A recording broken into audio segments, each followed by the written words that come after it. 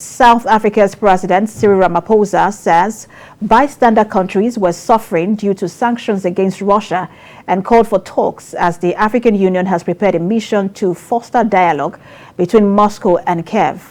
Ramaphosa spoke as German Chancellor Olaf Scholz visited South Africa on the final leg of a trip to the continent that aimed in part to rally diplomatic support for Ukraine. South Africa has close historical ties to Moscow due to the Soviet Union's support for the anti-apartheid struggle. It abstained from a United Nations vote denouncing the invasion of Ukraine and has resisted calls to condemn Russia. The European Union has aggressively pursued sanctions and is severing of economic ties in a bid to punish Moscow for its military operations in Ukraine, a strategy that Ramaphosa said was causing collateral damage.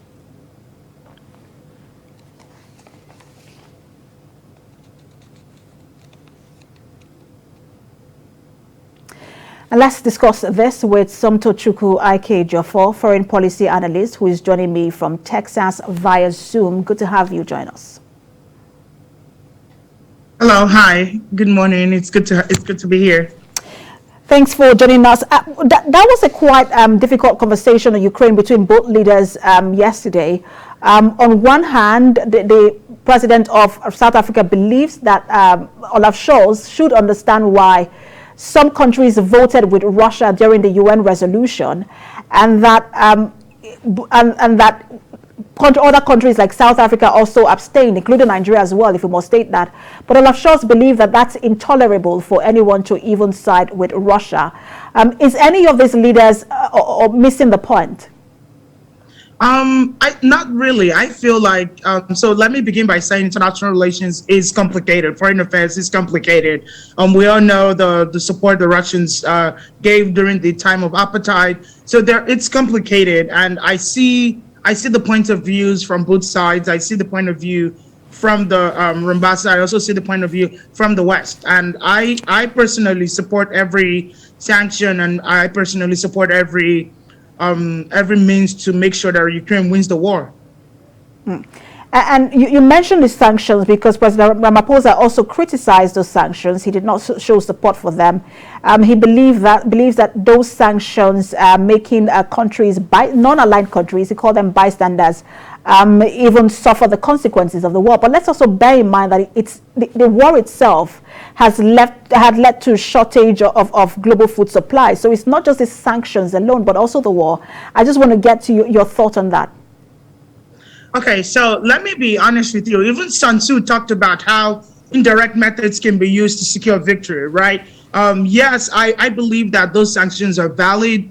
It has, of course, the war itself has created a food shortage, but the fact still remains there has to be consequences for actions taken, right?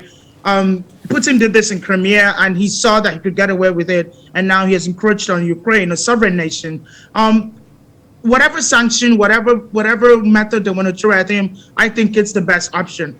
Yes, there are consequences for that.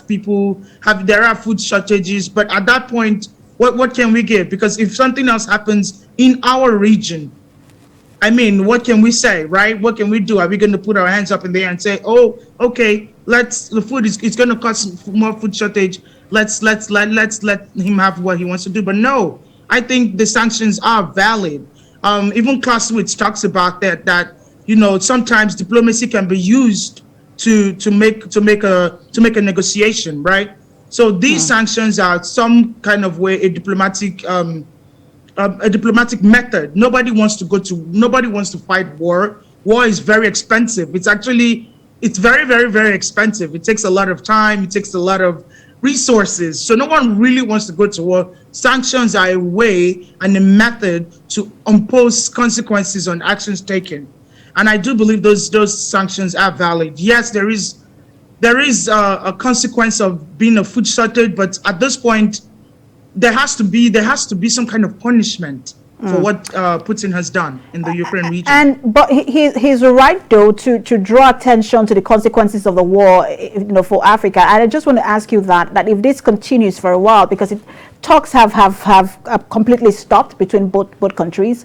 The President Zelensky now is saying, look, he doesn't want intermediators. He just wants to speak with Putin. Now, as long as this war continues, what is the implication for Africa? Honestly, at that point, that's where diplomacy comes into play. That's where you find other nations that you can trade with, because no country is an autocrat, right? No country. We don't believe in autocracy, right? We want to be able to trade with countries, increase diplomatic ties. We can do that. We have Australia. We can trade with them. They do have a healthy agricultural system. There are other Western countries that you can also trade with. It's just a beautiful way to increase your allyship. It's a beautiful way to increase your diplomatic army in the sense of, negotiating with other countries, meeting with other countries, and actually being the hegemon in the region, right? So it will also help us grow and it will also help our agricultural system if we end up doing that, or if we end up taking on the cost of producing what's needed for the continent in general. But yes, I believe that this is a way to meet with other people. For instance, it's just like for you being, let's say you have an issue with a friend. It's a way you can go out and make a new friend, right? So it's something similar of that nature. It's a way for countries to find other countries that they can trade with, make new allies, and make new connections. And basically, that's why the German Chancellor was in Africa in the first place. Yes, exactly. Looking for new channels for coal and gas. Thank you so much for talking to us. Somtochukwu No problem. Thank you so much for having me. Foreign policy analyst.